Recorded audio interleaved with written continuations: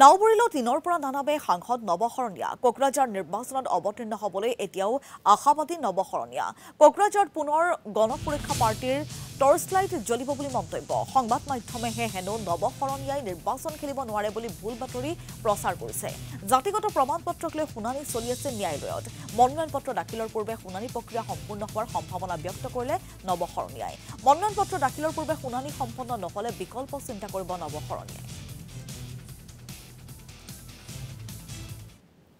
যেহেতু বহুত বেছি তেনেকুৱা ধৰণৰ হেৰি নাই গতিকে 4 ঘণ্টা 5 ঘণ্টাৰ ভিতৰত আৰ্গুমেণ্ট শেষ হৈ যাব আৰু আমি আশা কৰিছো অহাকালি হয়তো কেছটো গতি হিয়াৰিংটো হ'ব আৰু পৰহিলৈকে আমি জাজমেণ্ট পোৱাৰ সম্ভাৱনাটো আছে হয় যদিহে স্পিকিং অৰ্ডাৰটো বাহাল থাকে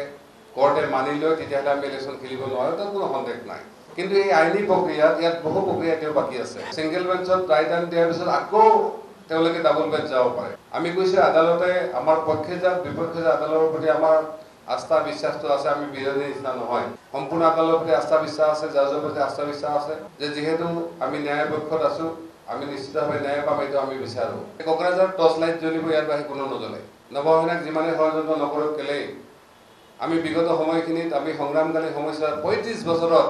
এনেকুৱা বহু দিন আমি পাৰ কৰি থৈ আহিছো ইয়াতকে বহু বেয়া দিন পাৰ কৰি থৈ তথাপিতো আমি কেতিয়াও হাৰি যোৱা নাই কেতিয়াও ভাগি যোৱা নাই কেতিয়াও আমি যুঁজৰ পৰা হাৰ মনা নাই